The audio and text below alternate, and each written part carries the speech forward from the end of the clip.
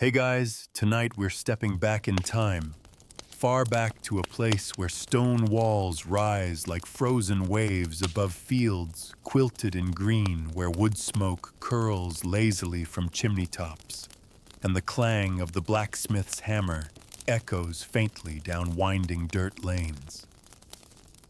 You're standing at the edge of a medieval manor, its hall looming ahead like the great rib cage of some ancient beast, and all around you is a world without electricity, internet, or even coffee to help you survive the morning. Honestly, you probably won't survive this not with the cold winter's hard bread and feudal duties waiting for you. So before you get comfortable, take a moment to like the video and subscribe, but only if you genuinely enjoy what I do here. And while you're at it, post your location and local time in the comments. I love seeing where in the world you're listening from. Now dim the lights, maybe turn on a fan for that soft background hum, and let's ease into tonight's journey together. It's early morning somewhere around the year 1300. The sun is still low, spilling a soft gold over the manor grounds. The air smells faintly of damp earth and wood smoke, and the faint call of a rooster cuts through the chill. Your boots, crude leather stiff and worn, sink slightly into the muddy ruts of the track leading from the village toward the Lord's Hall. It's your first week as a resident here, though. Resident isn't quite the right word. You belong here, yes, but in the way a tree belongs in a forest. Not by choice, but because this is where you've been planted. The manor spreads out before you like a miniature kingdom, though the castle you might imagine from storybooks isn't quite here. Instead, there's the manor house itself, a large timber-framed hall, with wattle and daub walls, its upper floor jutting out slightly over the lower. Nearby, the chapel bell is already ringing, summoning the priest for his morning prayers. To one side, you catch sight of the dovecote, a round stone structure where plump pigeons flutter in and out, cooing softly. The fields are still damp from last night's dew, and in the distance you see the strips of cultivated land, narrow and carefully divided by low hedgerows and boundary markers. These aren't private gardens in the modern sense. Instead, they're part of the open field system, where each family tends scattered strips allocated to them by the manor's customs. Your own family's strips might be right here, but also 100 paces away, then another on the far side of the village. This way, everyone shares both the fertile and the less generous soils, fair in a way, but also endlessly inconvenient. A faint scent of baking bread drifts toward you from the direction of the village bakehouse. Not everyone can afford their own oven. In fact, most can't, so families bring their dough to the communal bakehouse, paying the Lord for the privilege of using it. You might have to bring your own batch later today, if you can spare the grain for it. Bread will be your main staple, sometimes flavored with peas or beans, to make the flour stretch. On special days, maybe you'll taste rye, or even a touch of wheat. But for now, it's just coarse barley bread, dense and a little sour. Ahead you pass the smithy, its open doorway glowing faintly with the light of the forge. The blacksmith looks up briefly, his hands blackened with soot, before returning to shaping an iron hinge with methodical hammer blows. Metal is precious here. Nails are reused until they're little more than bent scraps. Tools are mended endlessly, and every horseshoe is an investment in keeping the manor's transport and labor moving. You hear the low rumble of cattle being driven out toward the common pasture, their breath steaming in the cool air. A young boy barely tall enough to reach your shoulder trots alongside them, with a stick shooing them forward. He gives you a nod, nothing formal, just a shared recognition that everyone here is busy from dawn until dusk. Life is an endless loop of chores, seasons, and obligations. Speaking of obligations, as a tenant of the manor, You owe labor services to the Lord. On certain days you'll work his domain, the portion of land kept directly for his use. That might mean plowing with the heavy iron-tipped plow, sowing grain, reaping crops, or helping repair fences. On other days you'll tend your own strips. The line between your time and the Lord's is clear and not yours to negotiate. If you're a serf, you're bound to this land. You can't just pack up and leave without the Lord's permission. Today, though, your duties begin in the manor courtyard. You approach the great wooden gates, not towering fortress doors, but sturdy enough to keep livestock in, and the occasional wandering thief out. Inside, chickens scratch at the dirt. A few pigs snuffle noisily near the refuse heap, and a dog dozes in the sun, twitching in its sleep. Servants are already bustling about. One carries a basket of firewood toward the kitchens. Another is drawing water from the well. The air hums with quiet purpose. You pause, glancing toward the manor hall itself. It's not a private castle. It's more like the beating heart of the estate where the lord or his steward oversees everything. Inside, you'll find the great hall with its long wooden tables, the high table at the far end for the Lord's family, and the big open hearth in the center. The smoke rises through a hole in the roof, curling into the morning air. Meals here are simple but filling, thick pottages made from peas, beans, and oats, salted fish on fast days, and when the Lord is feeling generous meat from the manor's own herds. But for now, you're still outside, leaning on your hoe for a brief moment's rest before the day's work begins. Somewhere behind the manor, you hear the rhythmic whir of a quern stone as someone grinds grain into coarse meal. Nearby, the clatter of wooden pails tells you the dairymaids are already milking the cows. And beneath it all, there's the constant murmur of voices, the shared, unending conversation of life on a medieval manor. You take a slow breath, letting it fill your lungs. The air is cool, clean, and tinged with the earthy smell of soil and livestock. It's a world away from modern comforts, no cars, no supermarkets, no phones. And yet here, every face you see knows your name, your family, and your place in the delicate web that holds this little society together. You are a thread in a much larger tapestry, one woven not for individuals, but for the survival of the whole. And as the sun climbs a little higher and the day truly begins, you step forward into the rhythm of the manor, the slow, steady pulse of life that has been beating here for centuries before you and will continue long after you're gone. You head toward the barns first.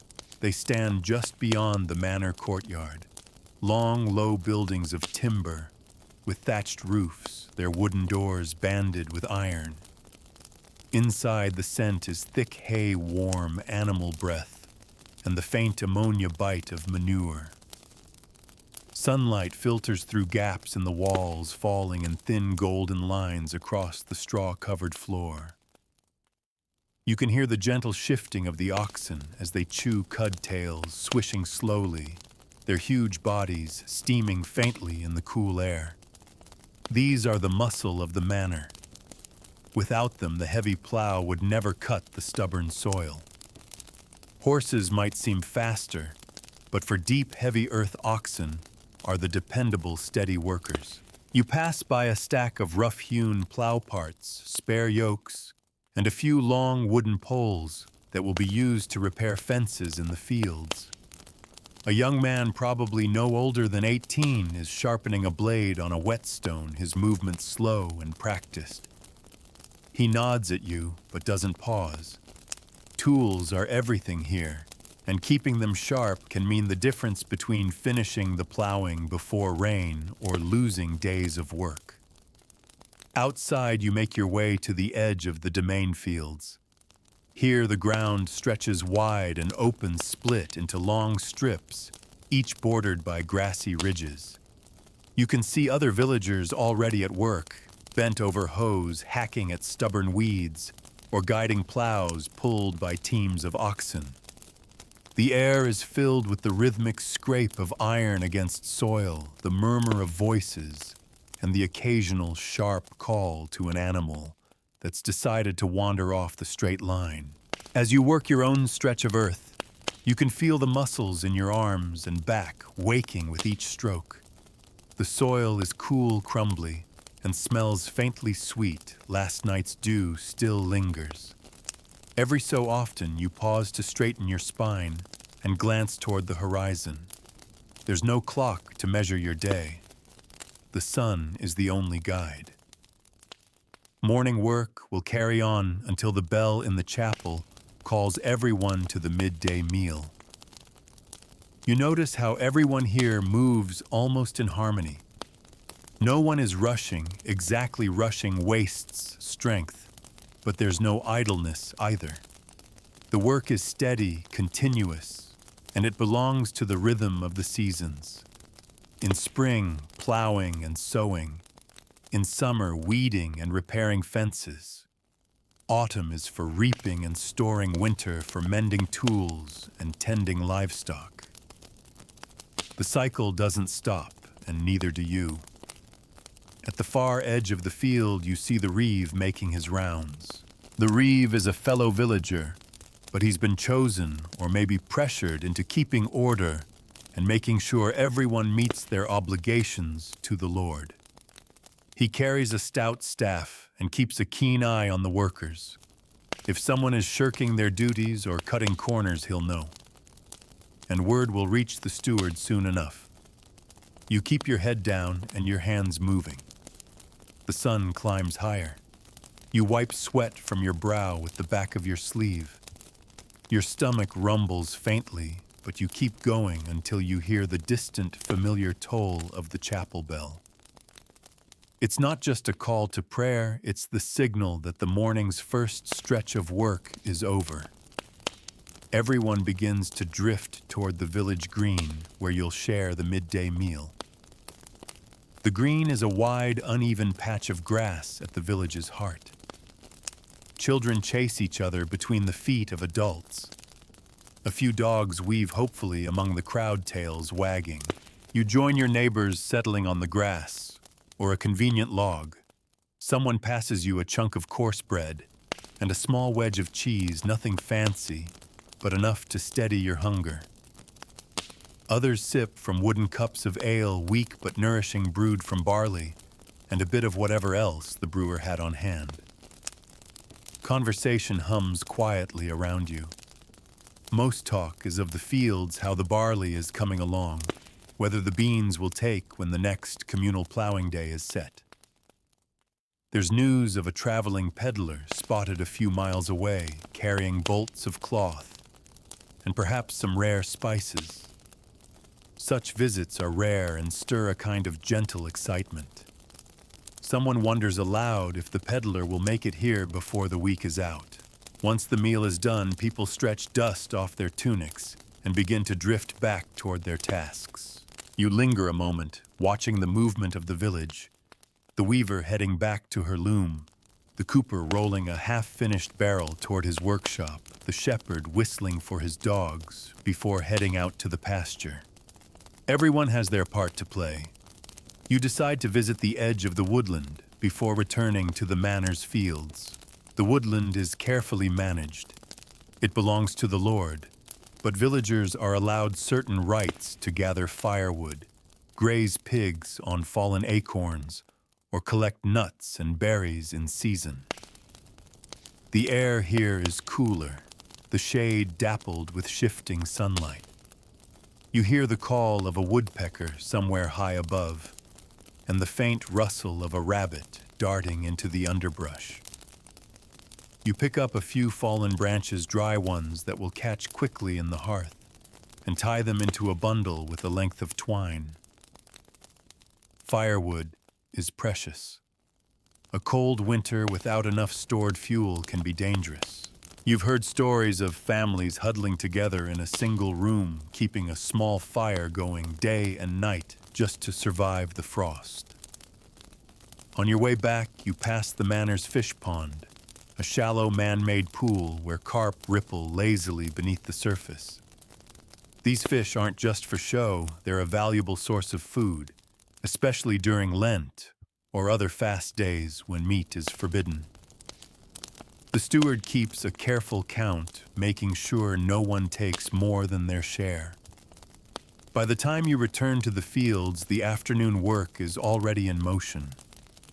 You fall back into the rhythm hoe, turn, clear, repeat. Your hands grow dusty, the sun warms your shoulders, and the hours slide by without much notice.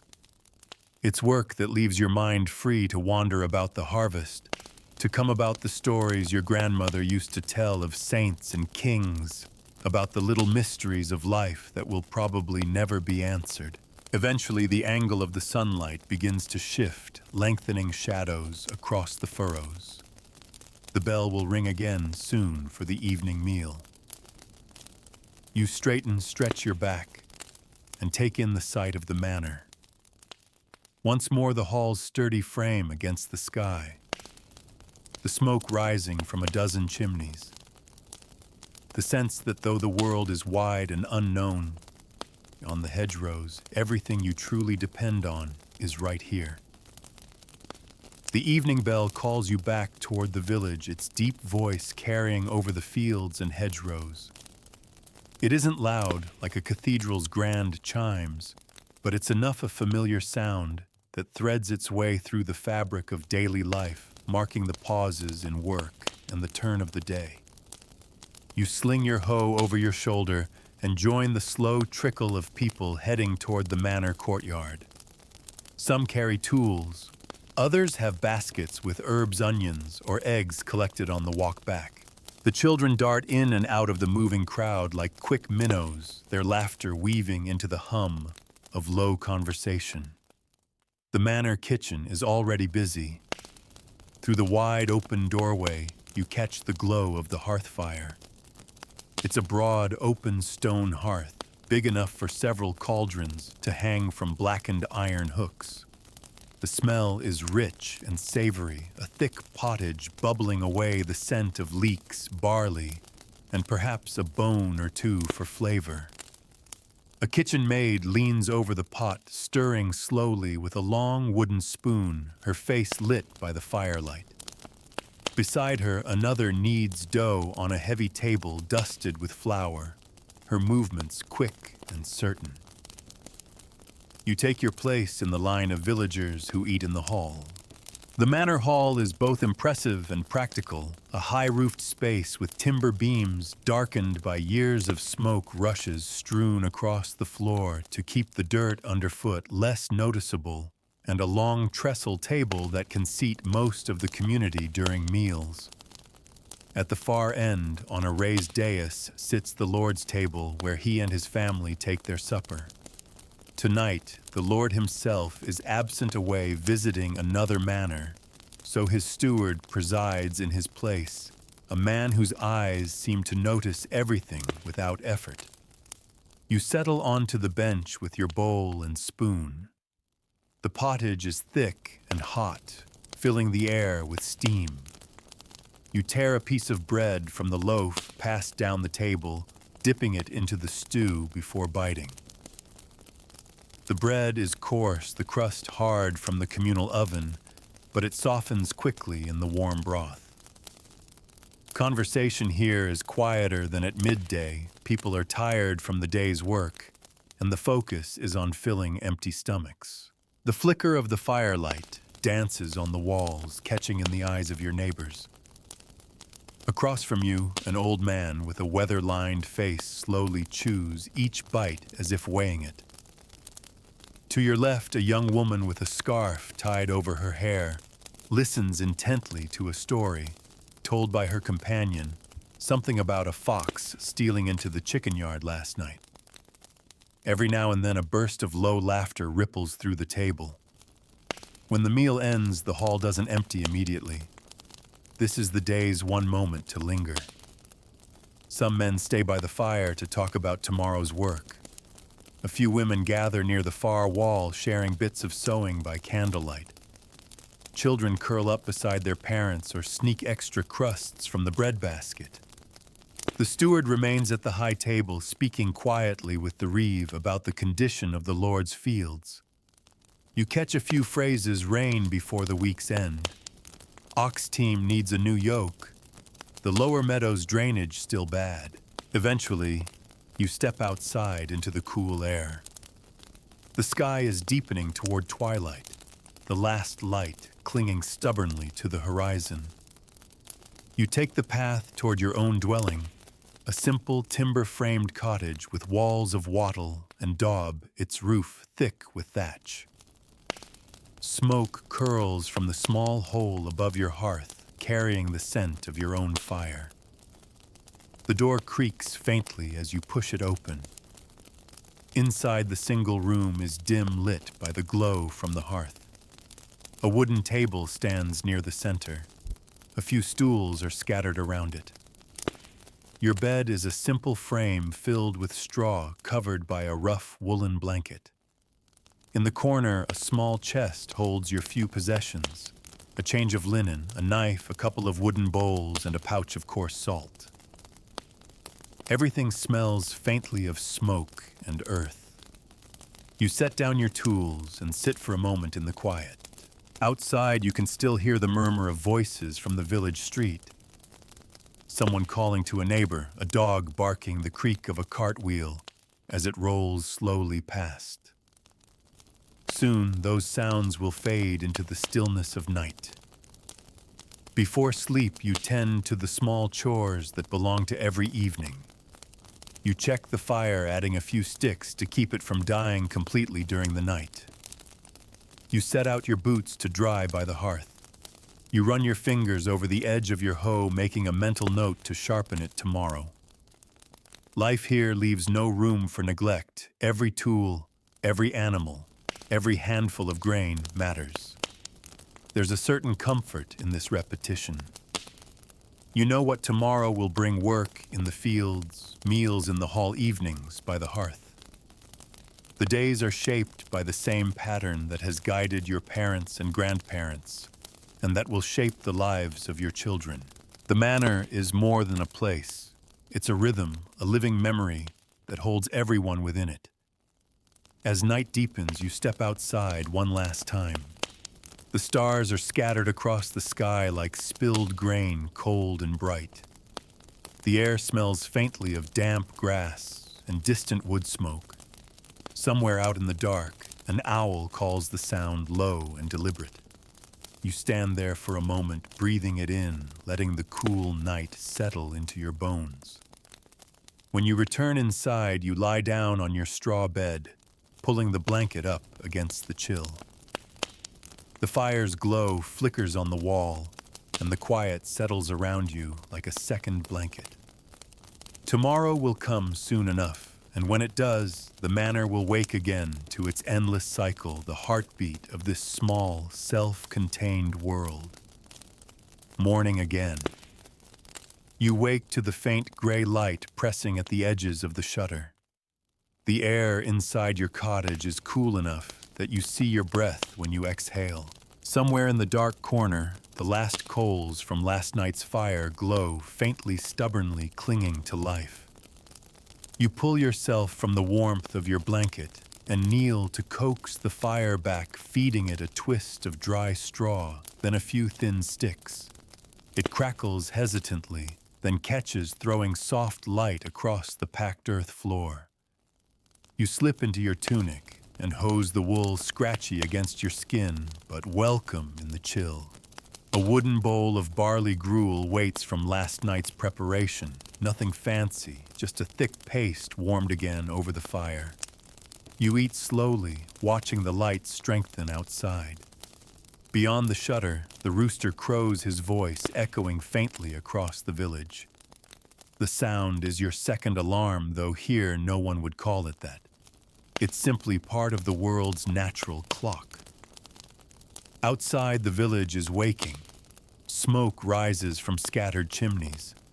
Doors open with slow, deliberate creaks. You pass the neighbor's cottage and see a woman shaking out bedding, her breath curling in the morning air. A few steps further, a boy trots past with a basket of eggs, careful not to drop them. He grins at you as he goes, the sort of bright smile that belongs to someone who's not yet learned the full weight of manor life. The steward has assigned today as a day of Lord's work on the domain. That means no tending your own strips. Instead, you'll be in the fields that belong directly to the Lord. There's a shared understanding about these days. They're long, they're demanding, and they leave little energy for your own affairs. But no one questions them. This is the shape of the bargain that binds everyone here. You follow the slow stream of workers toward the domain's far meadow, where teams of oxen stand ready beside the heavy plows. The fields here are wide, the earth dark and rich, cut into long ribbons waiting to be turned. The plowmen walk beside their beasts, urging them forward with low, steady voices, while others, including you, follow behind to break up clods and clear stray stones from the furrows. The work is hard on your back, but there's a rhythm to it that carries you forward. Step, lift, toss. Step, lift, toss. By mid-morning, your hands are gritty, your boots damp with dew. You pause to straighten and glance around. The reeve moves between groups, his sharp gaze scanning the work. He exchanges a few words with the steward, who stands with arms folded, a roll of parchment in hand. They're taking note of who's present, who's working, and how the field progresses. It's not just about getting the job done, it's about keeping the ledger of obligation balanced. When the sun stands higher, a small cart arrives from the manor with midday provisions, rough loaves of bread, small wedges of cheese, and a skin of weak ale. The cart is left near the edge of the field, and workers drift over in twos and threes to collect their share. You find a patch of grass and sit eating slowly, watching the oxen chew their cud in the distance. Conversation is light. Everyone knows you'll be back to work soon. After the break, the pace shifts. The plowmen move faster now, anxious to finish their allotted strips before the day wanes. You can feel the fatigue in your shoulders and legs, but you press on. The soil here has been worked for generations, yet it still resists in places, as though reluctant to yield another year's harvest. Late in the afternoon, clouds gather in the west, a slow-moving bank of gray that promises rain by nightfall. The air grows heavier, cooler. You work harder now, trying to finish before the first drops fall. The reeve calls encouragement, his voice carrying over the clatter of tools and the low grunt of the oxen. When the last furrow is turned, a quiet satisfaction settles over the group. Tools are collected, plows wheeled to shelter oxen led back toward the barns. The steward makes a quick note on his parchment before tucking it into his belt. For today at least, the Lord's domain has been well tended. You return to the village with the others. The first light rain begins to fall as you reach the green pattering softly on thatched roofs and the leaves of the few small trees scattered about. Chickens hurry under cover. A dog shakes itself in the doorway of the bakehouse. The air smells faintly of wet earth and wood smoke. Inside the hall, the evening meal waits. Tonight's pottage is thicker than usual, flavored with onions and a handful of dried herbs from the manor's small kitchen garden. A fresh loaf of bread passes from hand to hand, the crust warm enough to steam faintly in the cool air. You eat with slow contentment, the fatigue in your limbs making the food taste even better. After supper, the mood is quieter than usual. The rain drums steadily on the roof. A few men gather near the hearth to mend harness straps. Women sew by the dim glow of rushlights. children doze against their mother's sides. The steward sits alone at the high table writing in the manor's accounts. The scratching of his quill is a small, steady sound against the rain's soft backdrop. When you step outside, the air is damp and cool. The village paths glisten faintly in the torchlight spilling from doorways. You walk home slowly, boots squelching in the mud, the sound almost comforting. Inside your cottage, you tend the fire change into dry hose and settle onto your bed with the satisfaction of a day's work done. The rain continues through the night, a soft, steady lullaby that wraps the manor in a blanket of sound. Beyond the walls of your cottage, the world might be vast and uncertain.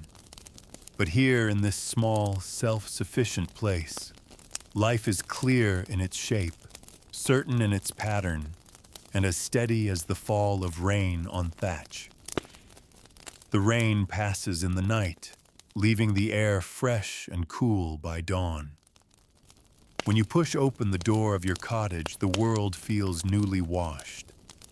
The sky is pale, streaked with thin clouds, and the roofs glisten faintly in the early light. The smell of wet earth rises from the ground, mingling with the faint tang of smoke from the first morning fires. Somewhere close by, a cockerel crows again, his call echoing off the timbered walls. Today, the manor's work turns inward. After days in the fields, there's repairing, mending, and tending to be done closer to home. You join a small group heading toward the barns, passing the village green, where children splash barefoot in the puddles left by the rain. Their laughter carries lightly on the air, mixing with the rhythmic clop of hooves as a cart trundles past its wheels, leaving deep marks in the softened earth. At the barn, the oxen are contentedly chewing hay steam curling from their nostrils in the cool air. A stable boy, barely taller than the beast's knees, works methodically, forking fresh straw into their stalls. You take up a mallet and a handful of nails to help repair a loose board on one wall. The wood is rough beneath your palms, still damp from the rain, and you can smell the sweet, sharp scent of the fresh straw as you work. Once the wall is secure, you make your way toward the tool shed. Inside, it's a jumble of plows, hoes, sickles, and spare harnesses, all leaning or hanging in a kind of organized chaos. The shed smells of oiled wood and iron with a faint undertone of damp soil carried in on boots. You find your own hoe, still dusty from the last few days' work, and set about sharpening it with a flat, smooth stone. Each scrape of metal on stone is slow and deliberate, almost meditative. Beyond the sheds, the manor's workyard hums with activity. The blacksmith's hammer rings out again, clear and steady, as he shapes a glowing strip of iron into a hinge. Nearby, the carpenter leans over a sturdy bench, shaving curls from a length of timber to fit it into a new plow frame. The wood shavings fall in tight spirals at his feet, pale against the dark, damp earth. You stop to watch for a moment, the scent of fresh cut oak drifting toward you. In the kitchen garden, a few women bend over the herb beds, their skirts brushing the damp soil. The garden is small but carefully tended, neat rows of sage, thyme, and parsley, their leaves still sparkling with drops from last night's rain. You offer to help gather a handful of leeks, their roots clinging stubbornly to the soil. Your fingers come away cool and gritty, the white stalks clean and fresh in your hand.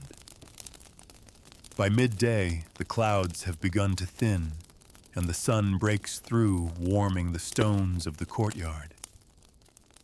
You take your meal outside, a crust of bread, a sliver of cheese, and a cup of weak ale. Sitting on the low wall near the well, you watch the bustle of the manor go on around you. A pair of geese waddle purposefully toward the pond. Two young men roll a heavy barrel toward the brewhouse, their boots thudding in unison. The reeve strides past with a clipboard-like tablet of wax making notes as he moves from one task to another. After eating, you join a group heading to the edge of the woodland again. The storm has shaken down more branches than usual, and firewood is always welcome. You walk beneath the green canopy where sunlight slants through the leaves in shifting patches. The ground is soft and fragrant, littered with twigs and damp leaves. You gather an armful of dry wood, then pause to listen. Somewhere nearby, you hear the gentle bubbling of a small stream, its banks dotted with yellow buttercups. On the walk back, you pass the manor's mill. The water wheel turns steadily, powered by the small stream diverted to feed it. Inside, the rhythmic grind of the millstones fills the air. You step in for a moment, watching the miller tend the great groaning machinery. He pours grain into the hopper, and the stones slowly crush it into coarse, golden meal. Dust hangs in the air, catching the light in a hazy halo around him. The steady sound of grinding seems to vibrate in your bones, slow, constant, unending. Later, you find yourself by the fish pond again, where the steward is checking the stock. He leans over the bank, watching the lazy movement of the carp, their broad backs glinting just beneath the surface. He dips a net and lifts a fish briefly for inspection, then releases it with a quiet splash. He notes something in his ledger, nods to you, and moves on. By late afternoon, the air has warmed enough that the damp smell of the morning is gone. Shadows lengthen across the green, and the sound of the chapel bell drifts across the manor once more, calling everyone toward evening. You carry your bundle of firewood home, the weight balanced on your shoulder, and feel the pleasant ache of a day well used. Inside the hall, the evening meal is a cheerful affair tonight. The rain has passed, the work has gone well, and the pottage is flavored with the leeks gathered earlier, their fresh, mild bite mixing with the soft sweetness of barley. Someone has brought in a small jug of cider from a neighboring village, and a few cups are passed around for tasting. Laughter rises here and there, the sound warm against the background hum of conversation. After supper, a few people linger by the hearth to tell short tales. One man speaks of a white stag seen deep in the forest, a sign of great fortune, he claims. A woman recalls a long-ago storm that washed out the mill race, leaving the manor without flour for a week. These stories, true or not, weave the fabric of shared memory, binding the people of the manor together just as much as the work they share. When you finally step outside, the sky is streaked with the last light of sunset, pale gold fading into soft blue. The air smells faintly of wood smoke and herbs from the kitchen garden. You walk slowly back to your cottage firewood, still balanced on your shoulder, and think about the quiet satisfaction that comes from these days' work, that matters because it belongs to everyone, and rest that feels earned in your bones. The next morning brings a pale, misty light, soft as wool. The village seems hushed, wrapped in a blanket of low fog that clings to the eaves and drifts across the green. You can hear the muffled sound of footsteps on damp earth as people begin to stir, but voices are low, almost cautious, as if not to wake the day too suddenly. You step outside, feeling the cool mist on your face. The air is damp and smells faintly of moss and wood smoke. Somewhere to your right, a cow lowing gently breaks the quiet. Beyond you, can just make out the outline of the chapel through the shifting veil of fog, its small bell tower barely visible against the washed-out sky. Today's work is different. You've been called to help with the haymaking. It's a seasonal task tied closely to the weather. The grass must be cut, dried, and stored before the rains return. Too much moisture, and the hay will spoil in the barns, endangering the animals' winter feed. You and a group of others make your way to the meadow beyond the domain. The fog is beginning to lift now, revealing the tall, dew-heavy grasses bending under their own weight. Each blade glistens in the weak morning light.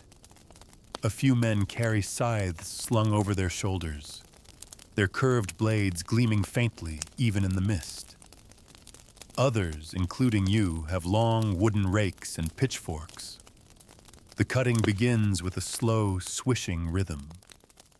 The men with scythes move steadily in long arcs, each stroke slicing a neat swath through the grass. The scent of fresh-cut hay rises immediately sweet and green. You follow behind, with the rake gathering the cut grass into loose windrows, the dampness seeping cool through your boots. Birds dart in to snatch at disturbed insects, their quick darting movements a lively counterpoint to the slow, deliberate work of the humans.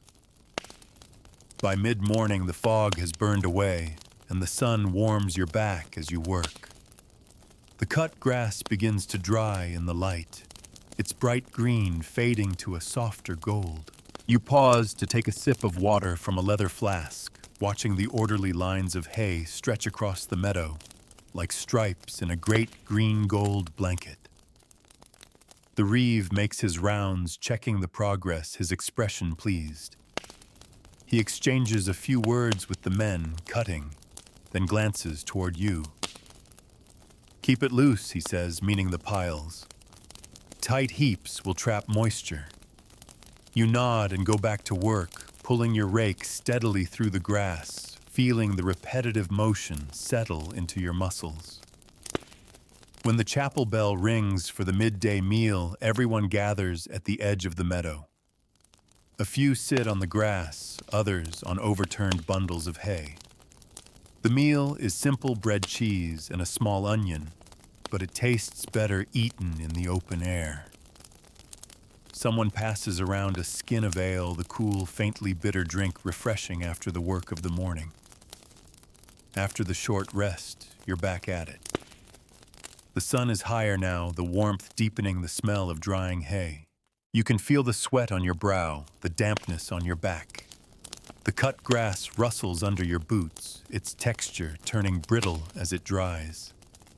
You spread and turn the windrows with your rake, letting the air flow through them so they dry evenly.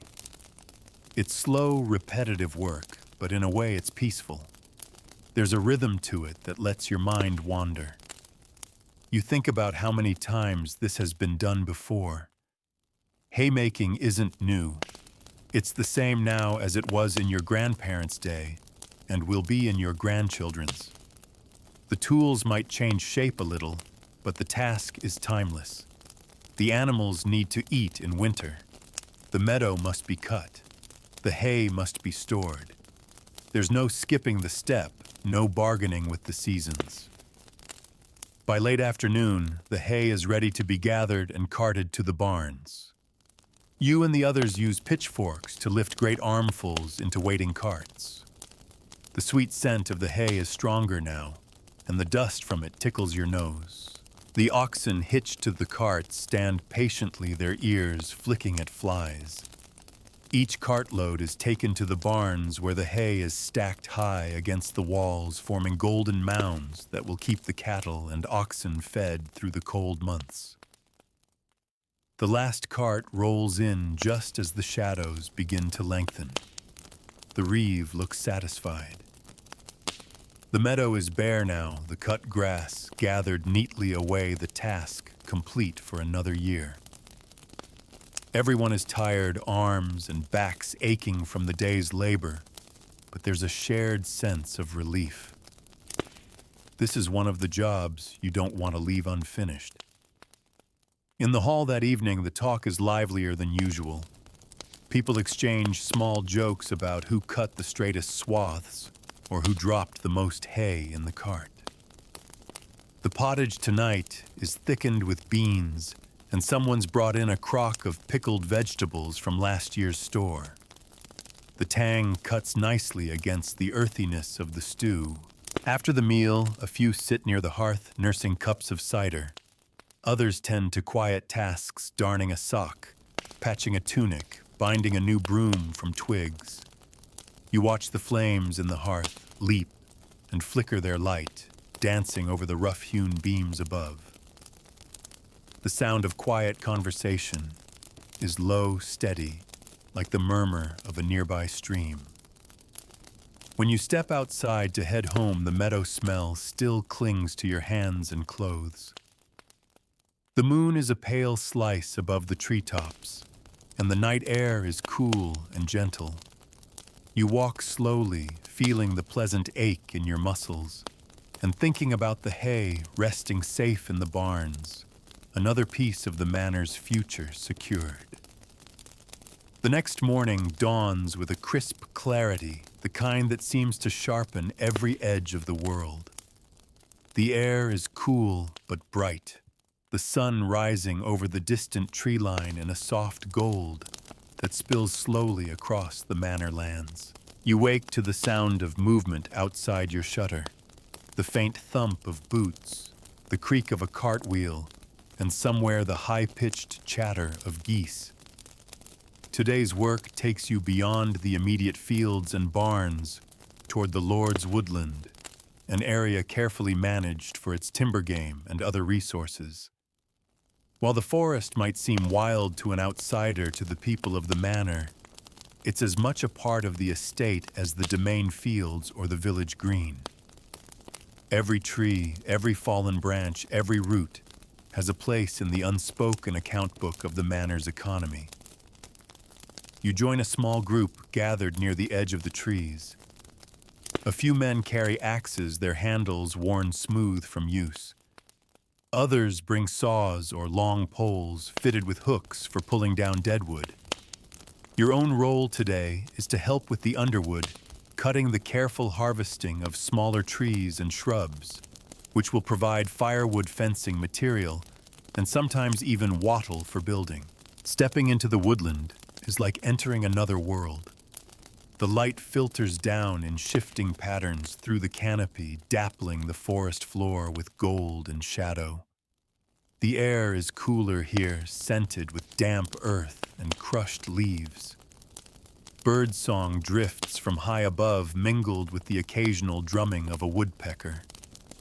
You can feel the quiet press around you, not silent, but alive in a different, slower way than the village. The work begins with marking which saplings to cut. Not everything can be taken. The woodland must be left able to renew itself. A more experienced villager shows you how to look for the right size, not too young, not too old, and how to cut cleanly so the stump will regrow. You set to work with your billhook, the blade biting into the wood with a satisfying chalk. Each sapling falls with a soft rustle, the leaves whispering briefly before settling into stillness. As you gather the cut branches into neat bundles, you notice the different scents rising from the wood.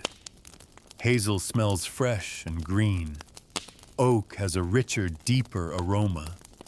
The bundles are tied with strips of bark or lengths of old cord and stacked ready to be carried back. You pause to straighten your back, listening to the steady rhythm of axes and the occasional call from one worker to another. By mid-morning, the first cartload is ready. 2 men lead it back toward the manor, the cart piled high with bundles of underwood. The oxen move slowly under the weight, their hooves muffled by the soft earth. You return to your cutting, working in a kind of quiet trance. The repetitive motion, the forest sounds, and the cool shade make the hours pass gently. When the bell rings from the distant chapel, it's faint but clear enough to mark the midday break.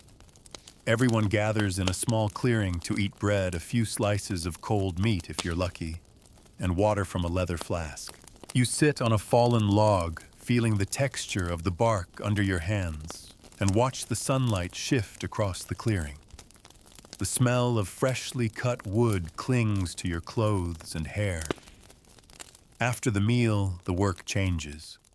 Some head deeper into the forest to check the charcoal burners' pits, shallow earth mounds, where wood is slowly burned to create charcoal for the smithy.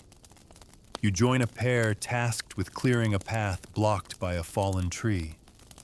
The trunk is thick, the bark rough under your palms as you help guide the saw back and forth. Each pull and push is a shared effort, the sound a low rasp that blends with the forest's background hum. By late afternoon, the last bundles are being loaded. The forest floor is scattered with pale stumps, each one marked for future regrowth. It's a reminder that the woodland isn't just a resource to be taken. It's a living part of the manor's survival, tended and renewed year after year. The walk back to the manor is slow, the carts heavy with the day's gathering. You pass the edge of the meadow, where yesterday's hay lies safe in the barns, and beyond that, the fish pond, its surface reflecting the lengthening shadows. The air is rich with evening scents, warm earth, distant wood smoke, and the faint tang of green wood freshly cut. Inside the hall, the evening meal is hearty. Tonight's pottage has been thickened with barley and flavored with a pinch of dried herbs from the kitchen garden. A few villagers roast small skewers of meat over the fire rabbit caught in a snare, or perhaps a pigeon from the dovecote. The talk is gentle, the kind that flows more easily after a day spent working side by side. After supper, you linger near the fire, feeling its warmth seep into your bones. The underwood you gathered today will feed many hearths, yours among them. Outside, the stars are beginning to prick the sky, and a thin crescent moon rises over the manor roof. When you step into the cool air, the smell of cut wood still clings to you, a reminder of the forest's quiet gift. You walk back to your cottage in the deepening dusk, your steps slow, unhurried. Behind you, the manor hall glows warmly, its windows like small beacons against the night. Ahead, your own door waits the promise of rest, as certain as the dawn that will come again tomorrow. The day begins with the softest kind of light, the kind that seems to seep into the world rather than fall on it. You wake to the faint smell of damp stone and old wood, the sound of a few early risers moving about outside. From beyond your shutter comes the low murmur of voices and the distant clop-clop of hooves heading toward the village edge. Somewhere nearby, a hen cackles, announcing the morning's first egg. Today, your task takes you to the Lord's dovecote. You've passed it many times, the round stone building, with its conical roof standing a little apart from the other outbuildings. It's an important part of the manor's resources. The pigeons provide meat for the table eggs for cooking, and their droppings prized as a rich fertilizer for the fields. Only the Lord and his household have the right to keep pigeons here, but the care of them often falls to chosen villagers. You approach along a narrow path lined with nettles and low hedges. The air is cool, but you can feel the promise of warmth in the pale sunlight. As you near the dovecote, you hear the soft flutter of wings and the cooing of dozens of birds within. The door is heavy, reinforced with iron bands, but it swings inward with a creak. Inside, the air is alive with movement, the whir of wings, the rustle of feathers, the layered chorus of gentle coos. The walls are lined with neatly built nesting boxes, each one home to a pair of plump pigeons. They blink at you with dark, round eyes, some shifting nervously on their perches, while others remain still unbothered by your presence. The floor is scattered with straw downy feathers and the fine dust of dried droppings. Sunlight slants in through a small opening near the roof, catching the soft drift of feathers as they float down. Your first job is to check the nests. You move slowly, lifting the edge of each box's small wooden door to peek inside. Some hold speckled eggs still warm from the bird's body. Others shelter small, down-covered chicks that peep faintly when disturbed. You make note of which nests are full and which are empty, careful not to startle the parents too much. Next, you scatter a measured amount of grain across the floor. The pigeons descend in a flurry wings, brushing your shoulders as they settle to feed. Their heads bob rhythmically as they peck at the grains, the sound of their beaks clicking faintly in the quiet. The air smells faintly musky, but underneath it, you can detect the sweetness of the grain itself. Once the birds are fed, you gather a small pail of droppings from the floor, a task less pleasant, but no less important. This will be mixed with straw and taken to the manor gardens where it will feed next season's vegetables and herbs. Every part of manor life loops back into itself. Nothing is wasted if it can be used. When the work is done, you close the dovecote door carefully and head toward the manor's gardens. Along the path, you pass the small orchard. The apple trees are in leaf now, their branches dotted with the first tiny fruits of the season. A few green-gold globes have already fallen to the ground, and you stoop to pick one up. It's firm and sour, not yet ready for eating, but still a promise of autumn. In the garden, a pair of women are already at work weeding between the rows of cabbages. You add your pail of fertilizer to the heap near the compost bin, exchanging a few quiet greetings. The air here is fragrant with herbs, rosemary, mint, and the tangy freshness of parsley. Bees hum lazily between the blossoms, their steady industry mirroring your own. By midday, the sun has burned away the last traces of morning coolness. You join the others in the hall for the meal today, a simple pottage of barley and leeks, flavored with a pinch of salt. The bread is fresh from the bakehouse, its crust crackling slightly as you tear it. A cup of weak ale helps wash it down, leaving a faint, yeasty tang on your tongue. After the meal, you're sent to the granary.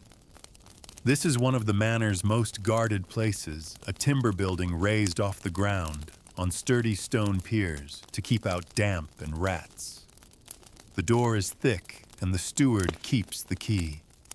Inside, the air smells richly of grain, warm, dusty, and faintly sweet. Bins and sacks line the walls, each one carefully measured and accounted for. The steward stands with his tally stick, noting every measure that goes in or out. Your task is to help shift a newly threshed batch of barley into its bin. You work alongside another villager, lifting the sacks, feeling the heavy shift of the grain inside. The fine dust clings to your skin, and the sound of pouring grain is like a soft, endless rain. Every so often, the steward pauses to mark his stick, murmuring to himself. Grain is the lifeblood of the manor. Without it, no bread, no ale, no survival. When the work is done, you step back into the sunlight, blinking after the dimness inside. The afternoon has turned warm, and the air hums with insects. You make your way past the fish pond, where a boy is tossing crumbs to the carp. The fish rise lazily, mouths gaping in slow, deliberate gulps. The boy grins at you, tossing another handful. As evening approaches, you carry your tools back to your cottage. The smell of supper drifts from the hall tonight. The pottage carries the scent of fresh herbs from the garden. You eat slowly, savoring the mild sweetness of the leeks, the chew of the coarse bread, and the comfort of familiar flavors. After the meal, you sit by the fire, mending a tear in your tunic with a bone needle and coarse thread. Around you, the hall hums with quiet conversation. A few people sing softly old tunes whose words are half remembered. The fire crackles, the rushes on the floor rustle as feet pass over them, and the day settles gently toward its close. When you finally step out into the cool night, the dovecote is a dark, silent silhouette against the starlit sky. Somewhere inside, the pigeons sleep in their neat rows of boxes, the soft rustle of feathers barely audible in the stillness. You walk home slowly, carrying the day's small labors in your bones, and the manor seems to breathe with you steady, quiet, and unhurried. Morning comes with a pale wash of gold across the fields. The air is crisp, carrying the scent of dew-wet grass and a faint sweetness from the hedgerows. You rise slowly, stretching the stiffness from your limbs, and listen for a moment to the quiet rustle of life around the village. The creak of a door, the soft chatter of women fetching water, the distant bark of a dog out on the green. Today, the steward has called for a maintenance day on the manor's buildings. The structures here, barns, sheds, workshops, even the manor hall, are all built of timber wattle and daub with thatched roofs that need constant care. Left untended, a loose thatch or a weakened beam can bring ruin in a single season of wind and rain. You begin at the bakehouse.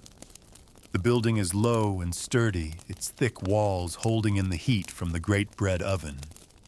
Inside, the air is warm and smells faintly of ash and old bread. The baker flour, streaking his tunic and arms, is busy preparing the day's loaves. You help by patching a small crack in the daub wall, mixing clay straw and a bit of animal hair into a sticky paste that you press carefully into the gap.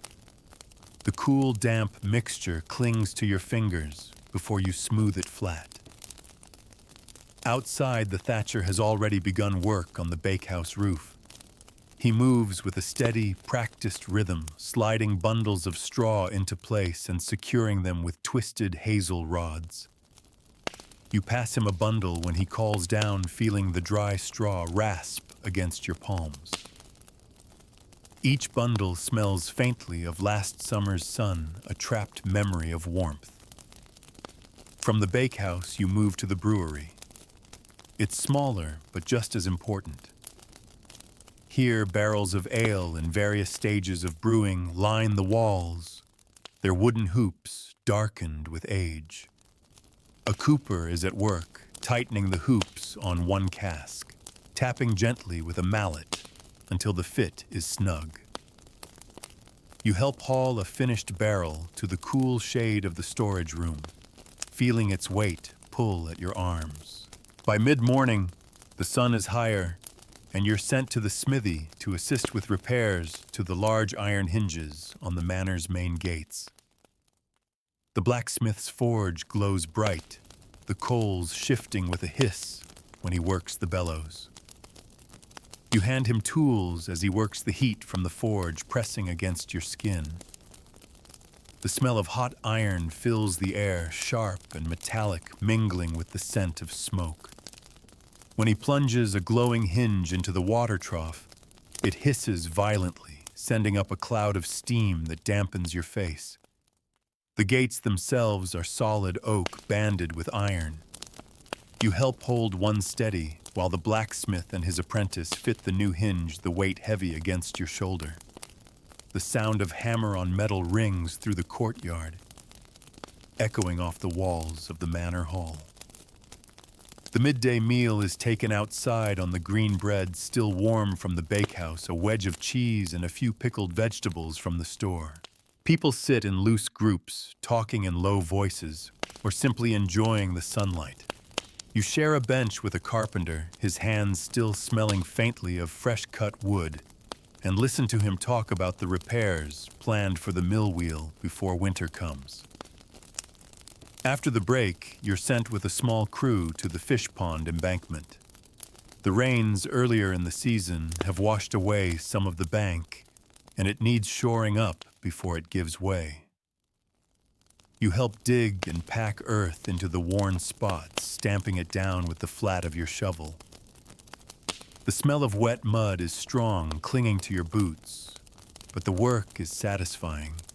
Each shovelful brings the bank closer to being safe again. From there, you make your way to the chapel. Its whitewashed walls are streaked with green where damp has settled in.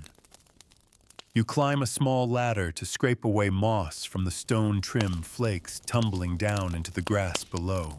The chapel bell hangs above you, silent now, but you can imagine its steady toll calling people to prayer or marking the day's hours.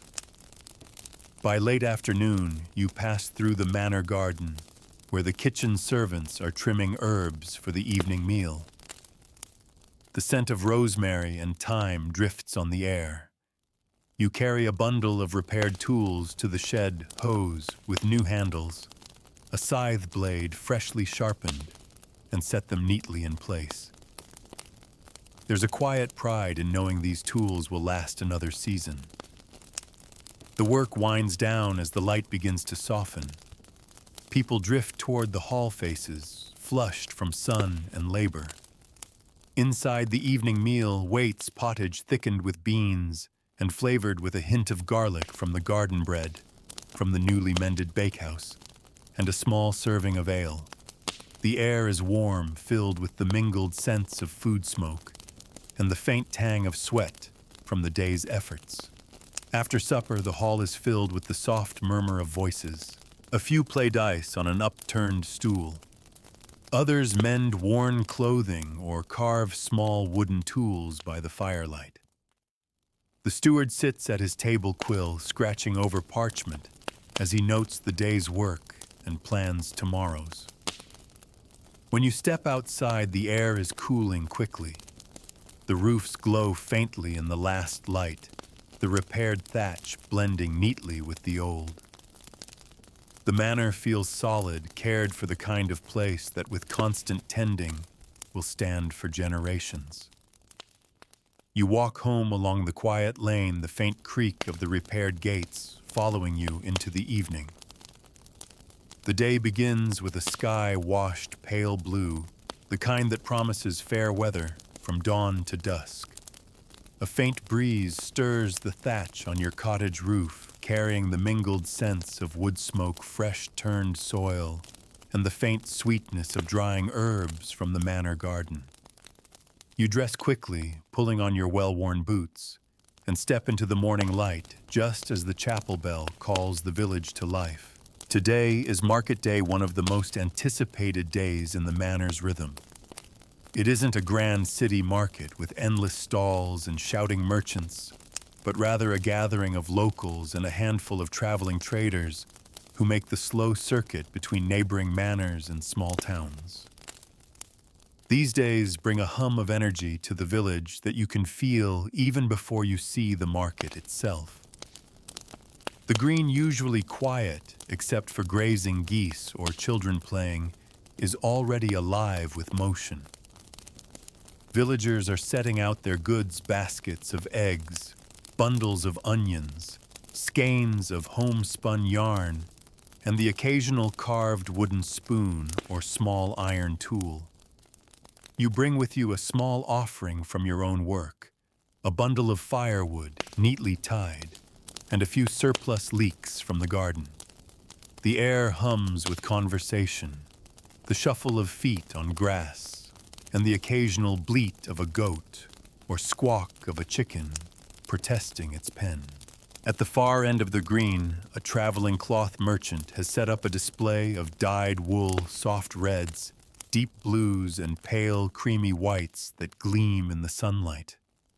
His cloth is expensive, but people gather to touch it, running calloused fingers over the fine weave. A peddler has spread his goods on a blanket, pins, ribbons, a small looking glass, no bigger than your palm, and a handful of dried figs wrapped carefully in cloth. The figs are a rare treat here, and a small crowd lingers to smell them. Nearby, a potter stacks earthenware bowls in neat piles, their reddish clay still smelling faintly of the kiln. You trade your leeks for a small wedge of cheese from a neighbor, and your bundle of firewood for a handful of nails from the traveling ironmonger. The nails will be useful for mending the loose hinge on your cottage door. Market day isn't only about buying and selling, it's about reinforcing the web of exchange and mutual support that keeps the manor thriving. By mid-morning, the market is in full swing. Children dart between stalls, giggling, clutching little treasures given or traded to them. A traveling storyteller stands near the well, drawing a small crowd with a tale of a distant battle. His voice rises and falls, weaving images of banners, horses, and valor, though you suspect the story has grown in the telling. Coins drop into his wooden bowl as the crowd disperses.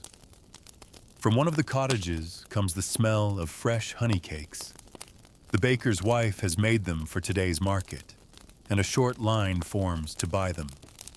You manage to trade a small length of twine and one of your nails for a single cake, sweet, dense, and fragrant with cinnamon, another rare treat likely brought in by a passing merchant. The morning slips by in easy conversation and small exchanges. You see faces from nearby hamlets, people you know only by sight, but who greet you warmly nonetheless. Market day is also a chance to hear news the next village over has had a good flax harvest.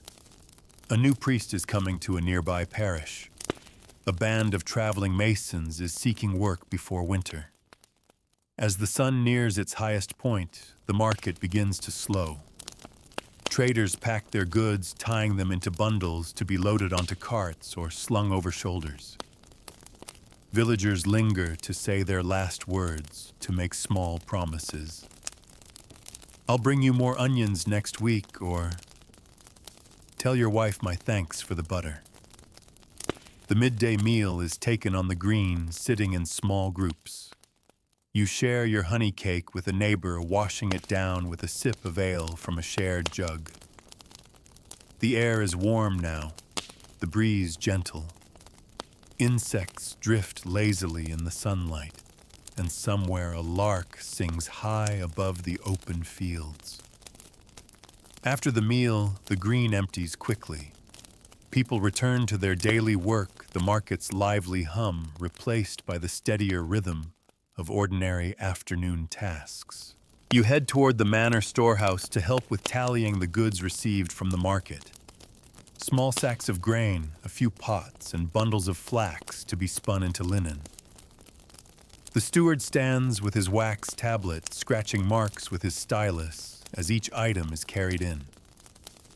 Later, you help carry a heavy barrel of ale from the brewery to the hall, rolling it slowly over the packed earth courtyard.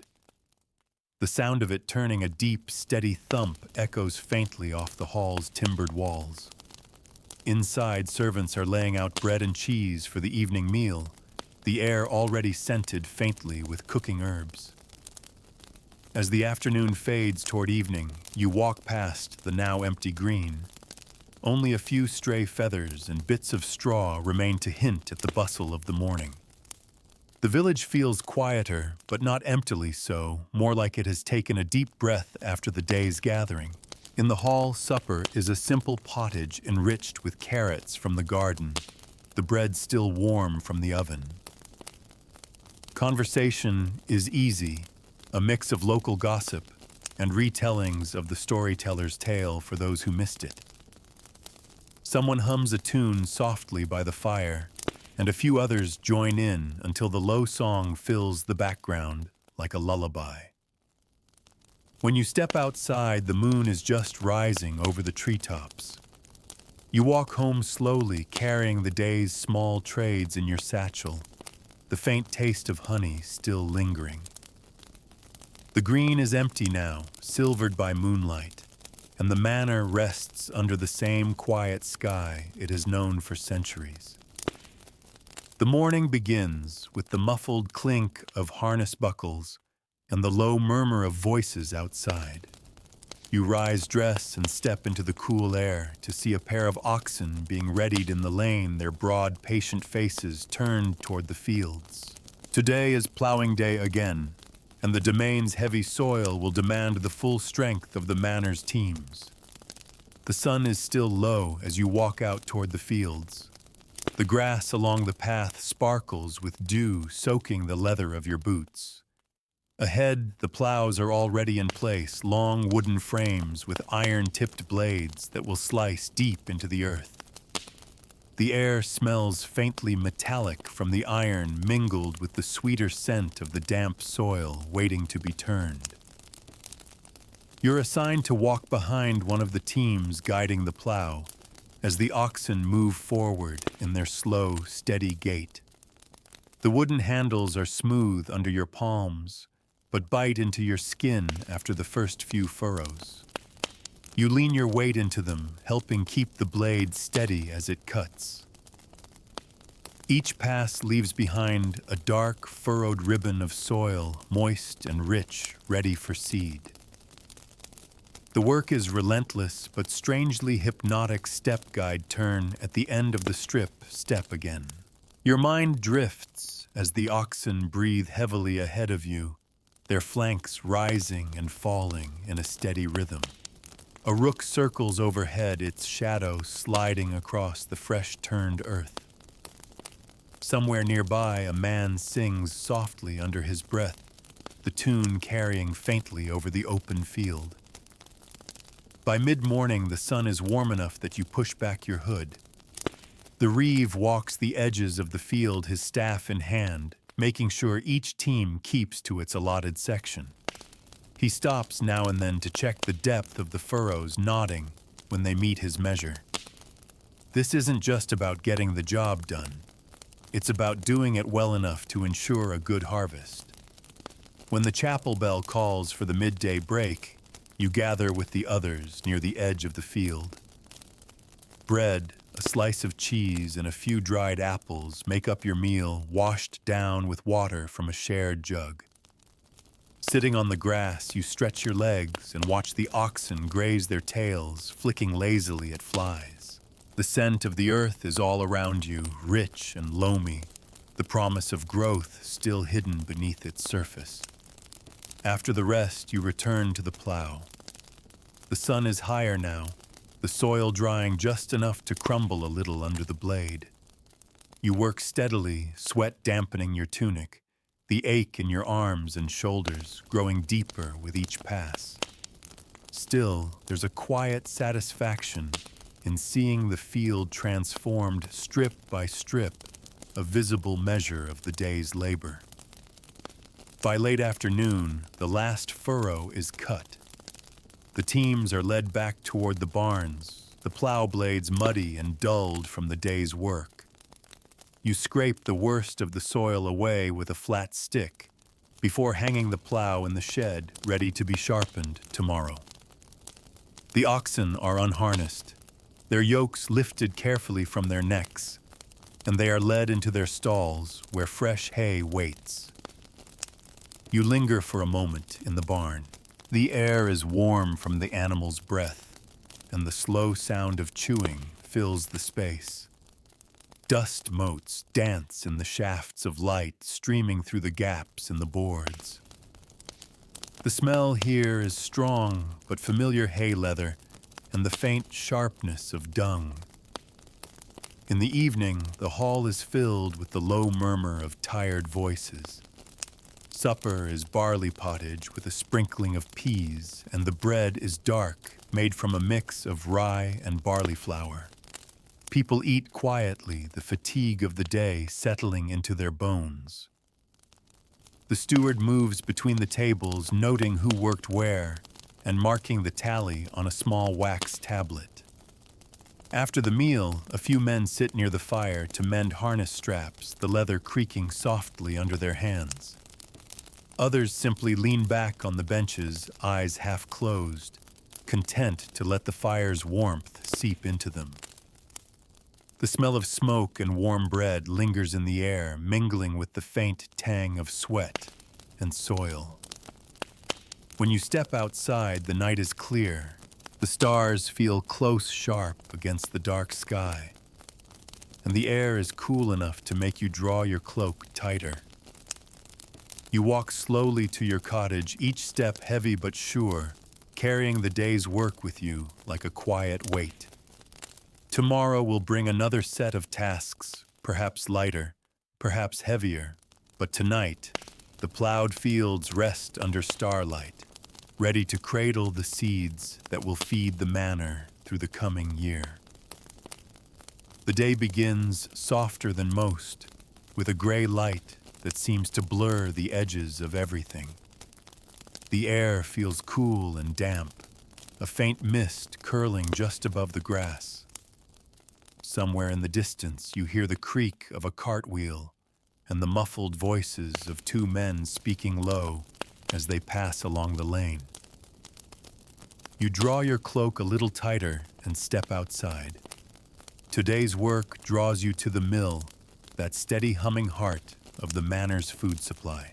The mill stands beside the stream, its great wooden wheel turning slowly, dipping into the flowing water and lifting droplets that catch the light before falling back. The steady groan of timber and the splash of water make a kind of music that's been part of this place for longer than anyone can remember. Inside, the air is thick with the smell of ground grain, warm, dusty, almost sweet. The sound of the stones grinding together is a deep, constant rumble like the purr of some giant animal. The miller, his hands dusted white, moves with quiet efficiency between the hopper and the sacks waiting to be filled.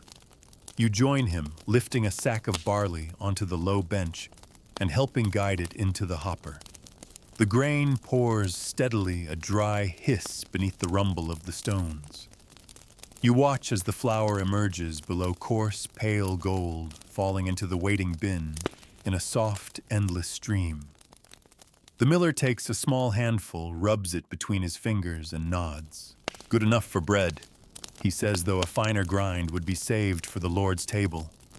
You help tie off the filled sacks, knotting the coarse hemp rope tight so the grain won't spill.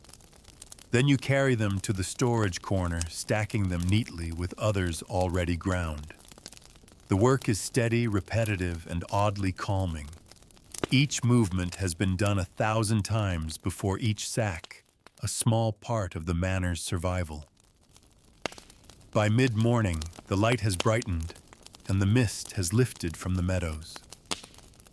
You step outside for a moment to breathe the fresher air. The stream chuckles softly beside you, its banks thick with reeds. Across the water, a heron stands motionless, waiting for the right moment to strike at a fish. The stillness around it is broken only by the steady turning of the mill wheel. Back inside, you sweep the flour dust from the floor.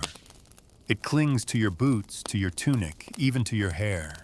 The miller chuckles, telling you it's the mark of honest work, though he warns to keep it away from open flame. Flour can catch fire faster than you'd think. You nod, tucking the tip away with the quiet respect given to someone who has seen such things happen. The chapel bell calls for the midday meal. You and the miller walk back toward the hall, your boots leaving pale prints of flour on the path. The meal is simple bread, of course, made from the very grain you've been grinding, with a slice of salted fish and a cup of ale. The bread is coarse and chewy, the crust thick, but it fills you in a way no finer loaf could. After the meal, you return to the mill this time to work on cleaning the millstones. It's careful, deliberate work, lifting the upper stone with a wooden lever, brushing away the fine dust and the tiny bits of grain that have lodged in the grooves. The miller shows you how to inspect the furrows, making sure they're sharp enough to cut, but not so deep that they tear. You run your fingers over the cool stone, feeling the faint ridges beneath your touch. Once the stones are set back in place, you help bring in more sacks of grain from the storehouse. The ox-drawn cart creaks under the load, the smell of the grain warm in the sun. You tip each sack into the hopper, listening to the soft rush of kernels pouring inside. The mill hums again, steady as a heartbeat. By late afternoon, the sacks of flour are ready to be delivered to the bakehouse. You shoulder one yourself, feeling the weight press into you, and carry it along the lane. At the bakehouse, the baker's wife greets you with a smile, brushing flour from her hands as she takes the sack. The scent of baking bread drifts into the air, rich and comforting, promising the evening's meal. Back at the mill, the wheel still turns as it will tomorrow and the day after. The steady labor here feels different from the fleeting tasks of the fields. The mill is constant, its work unending, a quiet foundation beneath the life of the manor. As evening comes, you walk home with a light dusting of flour still clinging to your sleeves. Supper in the hall is warm bread from the bakehouse pottage, thick with cabbage and carrots, and the hum of quiet conversation. The day's rhythm has been slow but steady, each task folding into the next, without rush or waste. When you step outside after the meal, the air is cool and faintly sweet. The stream glimmers in the moonlight, the mill wheel a slow shadow against the water. Somewhere the heron has taken flight, but the wheel keeps turning, as patient and certain as the manor itself. The morning greets you with a muted sky, the light diffused through a veil of high clouds. The air is neither cold nor warm, just still with a softness that makes sounds travel farther than usual. You hear the rhythmic clack of a loom from somewhere in the village, the slow thud of a mallet at the carpenter's shed, and the faint clanging from the smithy. Today your work takes you to the fulling mill, or in this manor's case, the small workshop where wool cloth is finished by hand. It's a quieter place than the grain mill, but no less important. The wool from the manor's sheep, sheared in spring and spun into yarn, must be thickened and cleaned before it becomes the sturdy cloth that will clothe the villagers through winter. You step inside the workshop, greeted by the warm, lanolin-rich scent of wool. Bales of unwashed fleece are stacked in one corner, their creamy curls tinged with bits of straw and burrs. Against the far wall stands a great wooden trough filled with water, and a mixture of fuller's earth, a pale clay that will draw out oils and dirt.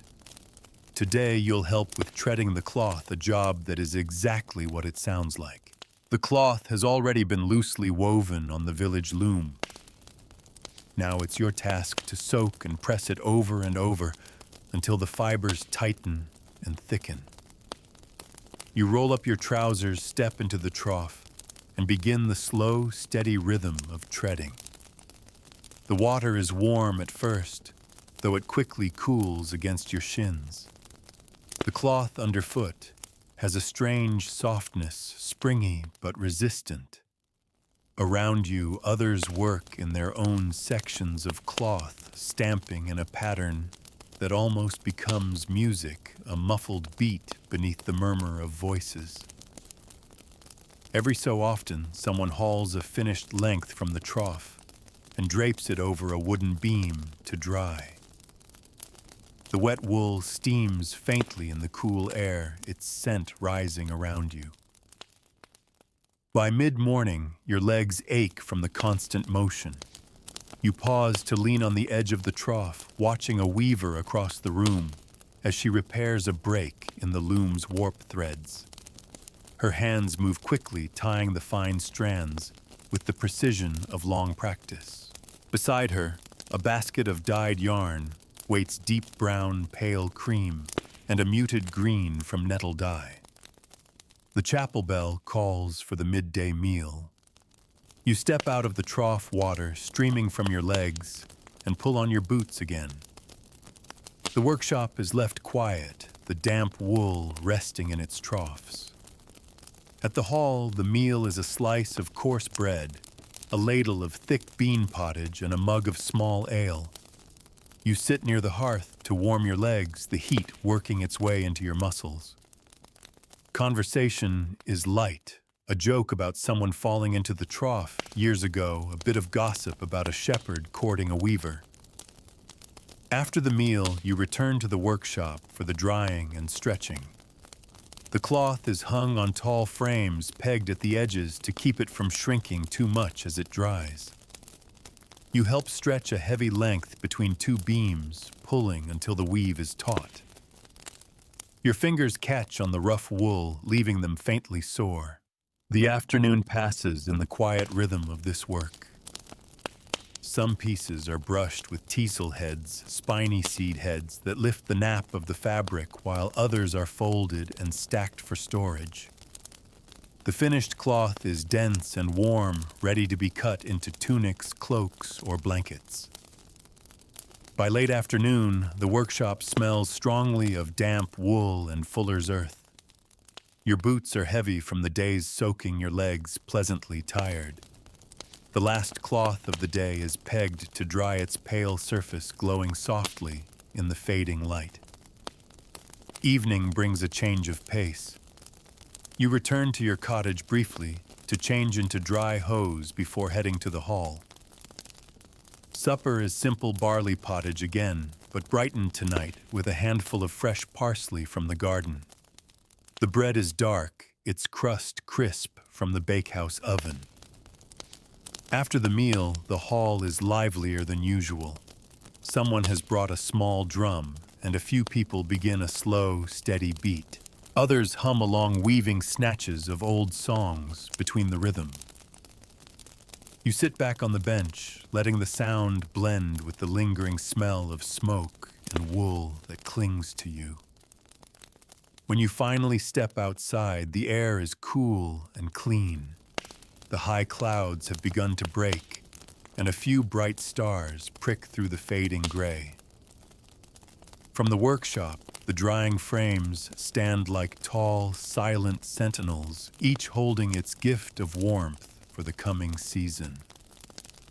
You walk home with the soft thump of the drum still echoing faintly in your ears, the day's work settling into you like the weight of a warm blanket.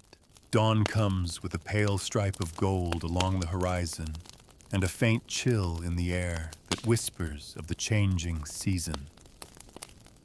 When you step outside, you see your breath drift upward in little clouds. The grass underfoot is damp with dew sparkling faintly in the early light. Somewhere near the green, a cow lows, answered by another from across the lane. Today your place is in the Lord's garden. Not the small kitchen plots that most villagers keep, but the manor's own enclosed space where vegetables, herbs, and a few rare fruits grow under careful watch. The garden is walled with timber and hedge, both to keep out grazing animals and to mark its special status. Within the beds are laid out in neat rows, bordered by low planks to keep the soil from spilling into the pathways. You meet the gardener near the tool shed, a quiet man with soil permanently embedded in the creases of his hands. He hands you a wooden rake and a small hand hoe, nodding toward a bed of carrots that needs clearing of weeds. The soil is cool and crumbly under your fingers as you work the small green fronds of carrot tops swaying gently in the breeze. Every so often you pull one up to check its size. Most are still small, needing a little more time in the ground. The air here is fragrant, not just with the earthy smell of turned soil, but with the mingled scents of rosemary, thyme, and sage from the herb beds. Near the garden's edge, a row of leeks stands tall, their white stalks banded with soil. In another corner, beans climb up their poles, their green pods just beginning to plump. By mid-morning, the sun is warm on your back. You join the gardener in thinning the cabbage patch, removing the smaller plants, so the stronger ones have room to grow. The large leaves are cool and waxy under your hands, their scent faintly peppery. You set the thinnings aside. Nothing here goes to waste. They'll be used in the evening pottage. The chapel bell calls for the midday meal, and you carry a small bundle of herbs with you to the hall, a gift for the cook. Today's bread is warm from the oven, the crust crackling as you tear it. The pottage is flavored with leeks and a pinch of the very parsley you saw growing earlier in the week. There's a shared pleasure in tasting the garden's work, so soon after tending it. After the meal, you return to the garden for watering. There's no pump here, only the well, and a long chain of hands passing buckets. You join the line, lifting each heavy pail and pouring it carefully between the rows. The water darkens the soil, releasing a richer scent of earth. Bees hum lazily among the flowering herbs, and a pair of sparrows flit down to snatch at seeds between your feet. Once the beds are watered, you help gather windfall apples from the small orchard beside the garden. Most are bruised from the fall, but they'll still be good for cooking. The skins are cool and smooth, and when you press one to your nose, the scent is sharp and sweet all at once. You pile them into a woven basket, the red and green skins bright against the brown of the wicker. The gardener shows you how to stake a young pear tree that's leaning after last week's winds. Together, you drive a stout post into the ground and bind the trunk gently but firmly. He says the pears will not bear well for years yet, but when they do, the fruit will be worth the wait. Patience is a kind of skill here learned in seasons rather than hours. As the day tilts toward evening, you gather the tools and return them to the shed. The garden looks orderly now, its beds straight and well tended, the air richer for the day's work. You carry a few windfall apples home the basket, bumping gently against your hip. In the hall, the evening meal carries the garden into the pottage, cabbage, thinnings, leeks, and a handful of beans that were ready for picking. The bread is still warm, and there's even a dish of stewed apples for the high table, their scent carrying down to where you sit. After supper, the hall is calm. The gardener sits near the fire, quietly whittling the handle for a new trowel.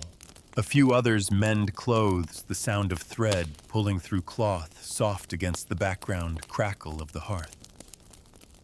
When you step outside, the air is cool again. The garden beyond the hedge is dark now, but you can still picture its neat rows under the moonlight. You walk slowly home, the faint scent of rosemary still clinging to your hands, and think about how the manor's rhythm is written as much in the slow growth of plants as in the steady work of its people. The morning breaks cool and bright, the kind of day when every sound seems clear and near. You wake to the low murmur of voices drifting from the lane, the scrape of a wooden bucket on the well's stone lip, and the gentle scuff of boots on packed earth. A shaft of sunlight slips through a crack in your shutter, catching on the motes of dust that turn lazily in the still air. Today is laundry day, one of the manor's quieter, but no less essential labors. You gather your worn tunic linen undershirt and a small bundle of household cloths, tying them neatly before heading toward the wash area near the stream. The water here runs clear and cool, shaded by leaning willows. A line of women and a few older children are already there, their baskets at their feet, sleeves rolled high. You find a spot along the bank and kneel on the smooth, damp stones. The water bites cold against your hands as you soak the first tunic. A woman beside you hums a tune as she works her rhythm. Steady soak rub with lye soap rinse beat gently against a flat stone rinse again. The scent of the soap rises in the morning air, sharp and clean undercut by the fresher smell of the stream. The work is simple, but absorbing. The cloth darkens in the water, grows heavy, then lightens again as the dirt washes away. You wring it out your hands, reddening from the cold, and lay it on a wicker basket to carry to the drying green. Others do the same, chatting softly between the splash of water and the snap of wet cloth being shaken out. By mid-morning, the drying green is dotted with linen fluttering in the breeze, tunics, aprons, sheets all shifting gently, like sails on a quiet sea. The sun warms your face as you spread your own cloths, neatly smoothing out wrinkles with the flat of your palm. When the chapel bell calls for the midday meal, you walk to the hall with the scent of clean linen clinging to you. The pottage today is thick with beans and carrots, the bread still warm from the bakehouse. You eat at an easy pace, your hands wrapped around the wooden bowl for warmth. The afternoon brings the second part of the work, mending. In the hall's softer light, you sit with a small sewing kit, a bone needle, coarse linen thread, and the clothes you've just washed. A frayed cuff is stitched tight again. A small tear in your tunic's seam is drawn closed with neat, sturdy stitches. Others work beside you, some patching, some darning, the air filled with the gentle pull and tug sound of thread through fabric. By late afternoon, the laundry on the green is dry. You fold each piece carefully, stacking it in your basket. The linen is crisp, the scent of the outdoors now woven into its fibers.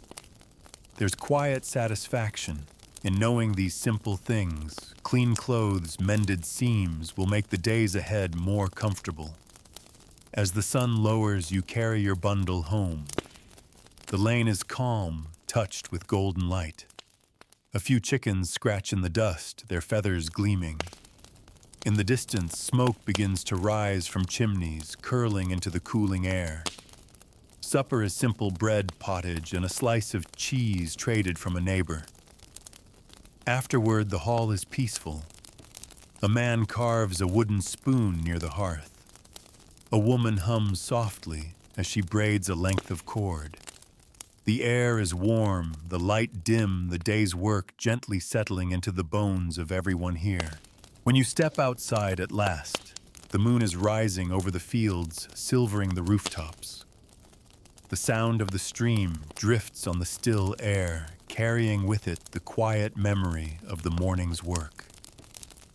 You walk home slowly, the cool linen under your arm, a small but certain sign of the manor's unending cycle of care. The day on the manor has ended, but its quiet rhythm still lingers in the air. The fires in the hall burn low, their glow spilling softly across the rush-strewn floor.